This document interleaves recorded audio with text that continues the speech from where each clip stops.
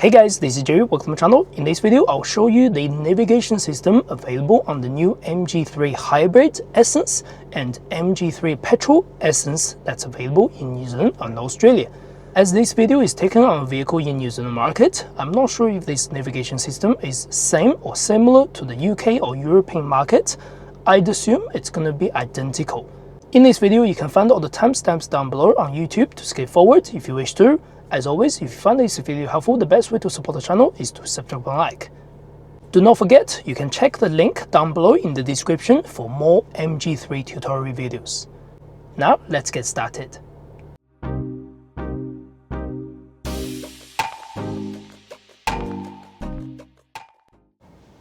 Alright, first thing, going to the navigation by clicking the navigation menu. On this screen, this is what the navigation looks like. You can change the map view if you like. Click the bar at the top. You can do view 3D, 2D, or view mode, north up, whatever you like. Under the settings, you can also go to the navigation view to change a few things, even the colors, even the other things. I'll go through these settings later on. Under the main screen of the navigation, you can also drag left and right or click here to go back in your center screen. You can quickly click one of the address, click select. It will calculate the route to that particular address if you wish, then go back. If you do want to search anything, click the search bar on the top. You can find the history search, which we have 2 of them, or you can click MG dealerships around you, MG workshops around you, parking spaces, fuel stations, eating places, or your favorites under here. Under the favorites, you can actually change home, work, even add location. If I click home, you can add a home location. Let's say we want to add the first one as home location. This is our dealership location, of course. Save location, that just means click the start function, click home, it will start guiding us to this home address. That's how that works. Click back. Again, you can do work. You can even add location to that 3rd one, 4th one of school or anything, whatever you like to add your favorites. The last one, it's called 3-word address. I'm not sure what that means. I haven't been able to figure it out, so I'm going to leave this all alone. Next, to search a particular address or name, just type anything on the keyboard on the top. You can search the address. You can also select to search all or search around here or along the route or around the destination if you have already started navigation, or you can search in a country or a city specifically. This time we'll just search all around. Let's do something like 22, click ABC and Botany, just to see what comes up. So click search and down there we can see we can find 22 Botany Road. Click here, click select. It will start route guidance. That's how that works. You can do alternatives. Click here. You can do fast or fast way 2, easy way 3 or something like that. Generally speaking, the first one is totally fine. And if you want to start, just click select and click start. The route guidance will start just like that. Once the route guidance has started, you can see the information on the top left. You can see the address you are on right now. You can see 10 meters ahead. You want to go left or right. You can even see this status bar on the right. That means as you go closer, it will go closer as well on this status bar. If you click anything on the top left, you can actually select the status you want to show on the top left. Right now, the first one is time arrival, time to destination, distance to destination. If you do want to change anything, let's say time to waypoint or heading, and now we can see that's heading to east instead of the distance to distance. So this is whatever you like and to change whatever you want on these 3 information bars on the left. Next, if you do want to add any waypoints, click here again, add stopover or delete route. Delete route means everything's cancelled, of course. You can actually do a stopover. Click stopover. Let's say we want to stop over around Flatbush over here. No idea why that point is there, but anyway, that's the stopover. You can again do alternatives. Otherwise, if you're okay with the default one, click select, click start. It will start doing the waypoint first before it reaches the final destination. You can see the waypoints or stopover by a yellow sign over there.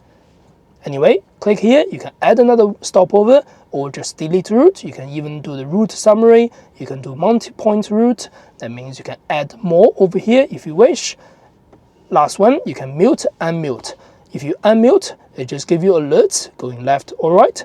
You can do mute, that just means everything is mute. Unmute, everything will be announced through the speakers.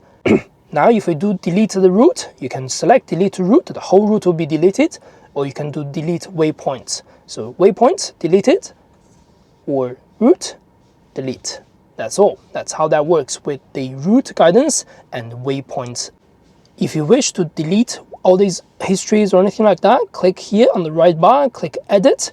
You can delete all these functions. For example, click here to delete one of these, or click here to delete one of these, just like that. Same with the start function. You can click here to edit, then delete or change location for the home screen. That's all, delete for the home location, just like that. Next, let's go to some of the settings. Again, you can do the view mode over here easily. You can go into the settings. Regarding update, I've got no idea how this update will be done, but hopefully I can let you know in the future. Settings over here, first thing, you can do the route preference. So the preference, the first one is always the fast or the easy or the green. Green means just fuel less or fuel consumption is less or whatever. Anyway, I guess most people are going to choose fast. You can include motorways, you can include ferries, you can include all these things. If you do not want to include motorway, just disable that, something like that. Anyway, sound, you can change the sound settings. You can do the volume settings, voice volume, alert volume, or ding volume.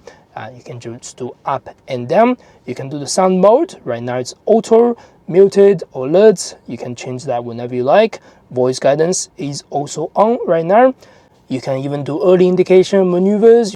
You can even do the verbosity level to more, medium, or low, whatever you like. So that's how that works with the sound. Next is the warning. I highly recommend you turn this first function off, as the vehicle will give you all the random warnings if you're going to enable that. Second thing, depends on how you like it. Sometimes people prefer this to be off as well. So that means it will give you warnings when you see the speed cameras, railway crossing, school zones, anything like that. Some people may not appreciate this, so you can disable that to turn that off. Navigation views, this is where you can change the navigation colors.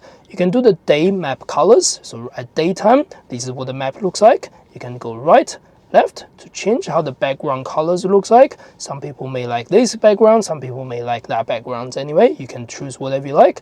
Night mode, same thing. At dark mode, whatever the background you like, you can choose this by pressing select. You can enable the landmarks to show on the screen. You can enable the buildings to show on the screen. You can even enable the enhanced 3D, so give you a better 3D graphics. You can do the route progress bars, which is the bars on the right. If you do not like it, disable that. You can opt for motorway services, all these small things, sign points, junction view, tunnel view. You can change all these displays. So that just means when you go through like junctions or tunnel, it'll give you a small display that shows what it is like. Anyway, next is the regional. You can change the voice language from English to, I guess, other English, UK English if you wish on this particular unit. In other countries, you might have your native language available. Units and formats, this is of course default to New Zealand, units and formats. But if you do want to wish to change anything, you can change it as well. After that, GPS information, about, and start configuration wizard. This is just all your basic settings if you wish to. That's pretty simple as well. Alright, that's the end of this video. Hope you enjoyed the content. If you do not forget to subscribe, like. That's the best way to support the channel. As always, I will see you in the next video. Thank you very much.